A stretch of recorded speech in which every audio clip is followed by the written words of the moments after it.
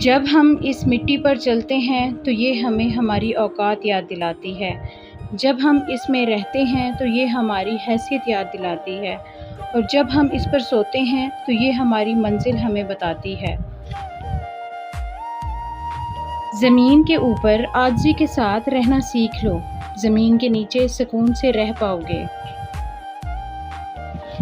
دکھ کی دراڑیں چہروں سے تو ختم ہو جاتی ہیں، لیکن انسان کے اندر اتر کر اس ایک گوشے کو ویران کر دیتی ہیں جو صرف کسی ایک انسان کے لیے مخصوص ہوتی ہے۔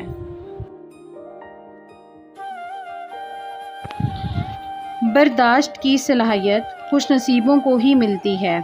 اخلاق کا حسن جب انسان میں آ جائے تو وہ خالق اور مخلوق دونوں کا محبوب بن جاتا ہے۔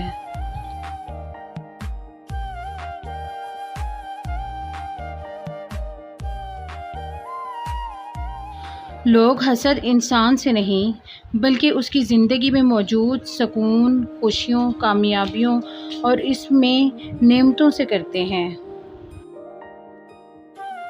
برائی کا انجام ہمیشہ برا ہوتا ہے۔ زہر کے بیج بو کر محبت کے گلابوں کی تمنا کرنا حماقت نہیں تو کیا ہے؟ ہمیں سب سے زیادہ مضبوط انہی لوگوں کے رویے بناتے ہیں جن کے سامنے کبھی ہم نے اپنے کمزور ہونے کے نہیں روئے ہوتے۔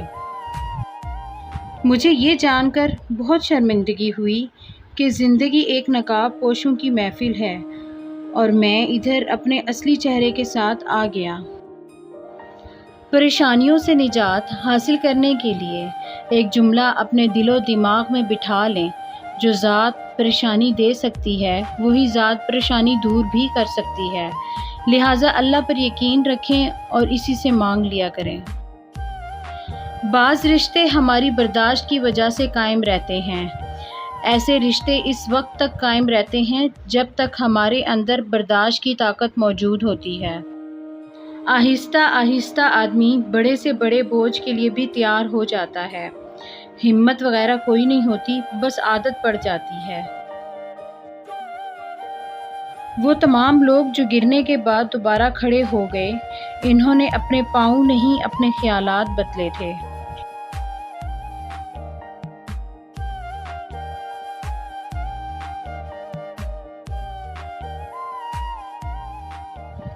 مجھے پسند ہیں وہ لوگ جو اپنے لفظوں میں کسی کی خوشی یا غم میں اتنے اچھے پر اثر جملے ڈھونڈ لاتے ہیں کہ اگلے کی خوشی ڈبل ہو جاتی ہے یا غم ادھار رہ جاتا ہے۔ احسان ہمیشہ نسل دیکھ کے کیا کرو۔ گائے سوکھا گھاس کھا کر بھی میٹھا دودھ دیتی ہے، جبکہ سانپ میٹھا دودھ پی کر بھی ڈس لیتا ہے۔ انا 3 حروف پر مشتمل ایک چھوٹا سا لفظ ہے جو بڑے سے بڑے گہرے سے گہرے رشتوں کو تباہ کر دینے کی صلاحیت رکھتا ہے۔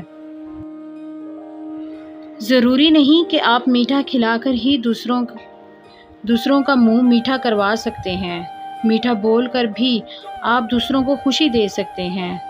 درختوں کے پتے ہوں یا خونی رشتے، حالات جب برے ہوں تو احساس کی گرفت ڈھیلی پڑ جاتی ہے۔ جو لوگ آپ کو حق پر ہوتے ہوئے بھی غلط سمجھتے ہیں، ان سے کوئی شکوہ نہ کیجیے، کیونکہ جس کی جتنی سمجھ ہوتی ہے وہ اتنا ہی سمجھتا ہے۔